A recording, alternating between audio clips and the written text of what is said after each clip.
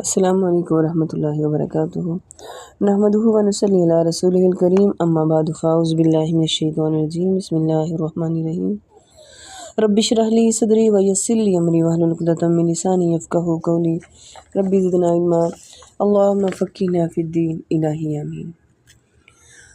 عزیز سامعات، آج کا ہمارا ٹاپک ہے صبر۔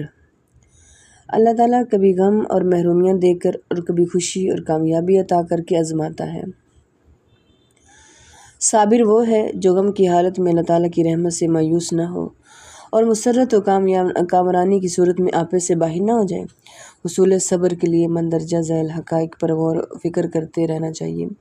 صبر پیدا کرنے کے لیے اپنے عقیدہ آخرت کو مضبوط سے مضبوط تر کیا جائے۔ مشکلات کی کثرت مایوس کر رہی ہو یا کامیابیاں مغرور بنا رہی ہوں، یہ یقین ہمیشہ سیدھی راہ پہ ثابت قدم رہنے میں مدد دیتا ہے کہ یہ گزرنے والی دکھوں کی شکار زندگی فانی ہے اور موت کے بعد ملنے والی زندگی ہمیشہ کی ہے۔ جب زندگی خود ہی مختصر ہے تو اس کے اندر آنے والے یہ پریشانی کے لمحات تو اس سے بھی زیادہ مختصر ہیں۔ یہ تو ابھی ابھی ختم ہوا چاہتے ہیں۔ چند برسوں کی تو بات ہے، پھر نہ ہم رہیں گے نہ امتحان کے یہ صبر آزما لمحے۔ کچھ ہوگا تو اللہ تعالیٰ کی رحمت ہوگی، اس کی جنت ہوگی، نہ ختم ہونے والی نعمتیں ہوں گی، ہیرے جواہرات کے محلات ہوں گے، مشک و عنبر کے باغات، دودھ اور شہد کی نہریں ہوں گی، سونے چاندی کے درخت، صالحین کی پاکیزہ صحبت، قربت، فرشتوں کے سلام اور طرح طرح کے لذیذ کھانے ہوں گے۔ وہاں نہ ماضی کے پچھتاوے ہوں گے اور نہ مستقبل کے اندیشے۔ بد نصیب وہ نہیں جسے یہ فانی دنیا نہیں ملی، بد نصیب وہ ہے جسے وہ ابدی دنیا نہیں ملی۔ آپ صلی اللہ علیہ وآلہ وسلم نے فرمایا، موسیٰ علیہ السلام نے عرض کی، اے میرے رب، آپ اپنے مومن بندے کو قلیل دنیا کیوں عطا فرماتے ہیں؟ انہیں جنت دکھائی گئی۔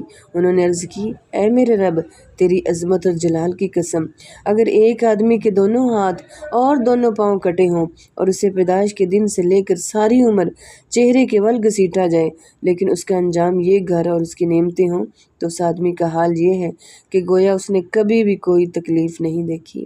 پھر انہوں نے عرض کی، اے میرے رب، آپ اپنے ساتھ کفر کرنے والے بندے کو فراخی کے ساتھ دنیا کیوں عطا فرماتے ہیں؟ تب انہیں دوزخ دکھائی گئی۔ انہوں نے عرض کی، اے میرے رب، اگر دنیا میں کافر پیدائش کے دن سے قیامت تک زندہ رہے اور عیش کرتا رہے لیکن اس کا انجام یہ ہو تو اس کا حال یہ ہے کہ گویا اس نے کبھی بھی کوئی بلائی نہیں دیکھی۔ یہ مسند احمد کی حدیث ہے۔ اب ہم دیکھیں گے کہ جو صبر کرنے والا ہے، صبر کے حق میں چند قرآنی بشارتیں کیا ہیں۔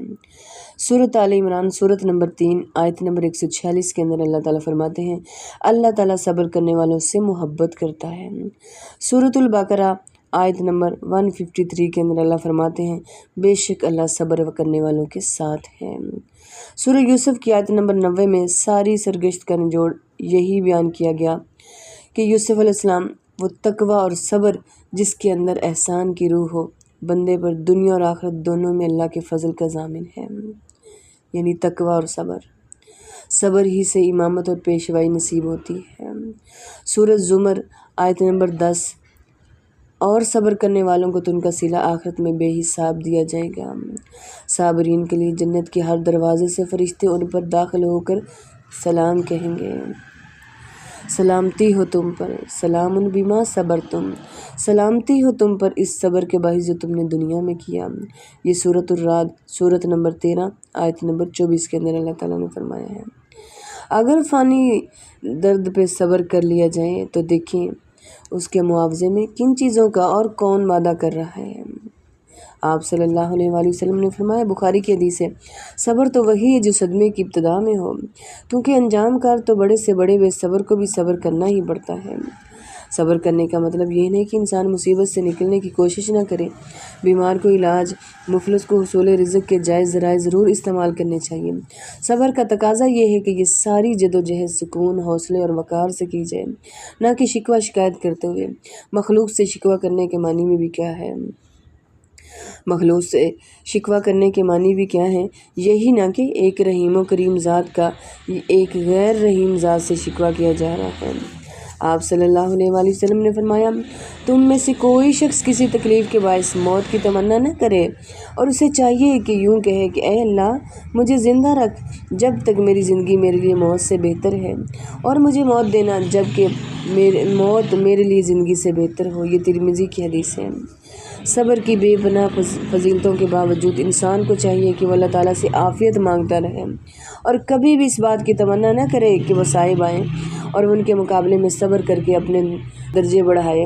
ہاں، اگر اللہ کی طرف سے کوئی مصیبت آ ہی جائے تو اس کے مقابلے میں صبر سے کام لیا جائے اور اللہ سے صبر کی توفیق بھی طلب کی جائے، کیونکہ اس کی توفیق کے بغیر صبر ممکن ہی نہیں ہے۔ کسی تکلیف اور حادثے پر اظہار غم ایک فطری امر ہے، البتہ غم کی انتہائی شدت بھی زبان سے کوئی ناحق بات نہ نکلنے پائے، یعنی غم کی انتہائی شدت ہے اس میں بھی زبان سے کوئی ناحق بات نہ نکلنی چاہیے۔ آپ صلی اللہ علیہ وآلہ وسلم کے صاحبزادے حضرت ابراہیم زندگی کی آخری سانسیں تھیں، جان کنی کے عالم میں آپ صلی اللہ علیہ وآلہ وسلم کی گود میں تھے۔ یہ رقت انگیز منظر دیکھ کر آپ صلی اللہ علیہ وآلہ وسلم کی آنکھوں سے آنسو ٹپکنے لگے اور فرمایا، اے ابراہیم ہم تیری جدائی سے مغموم ہیں، مگر اس زبان سے وہی نکلے گا جو پروردگار کی مرضی کے مطابق ہوگا۔ یہ صحیح مسلم کی حدیث ہے۔ اللہ تعالیٰ سے دعا ہے کہ اللہ تعالیٰ ہمیں ہر آزمائش اور پریشانی پہ صبر کرنے کی توفیق عطا فرمائے۔ السلام علیکم ورحمۃ اللہ وبرکاتہ۔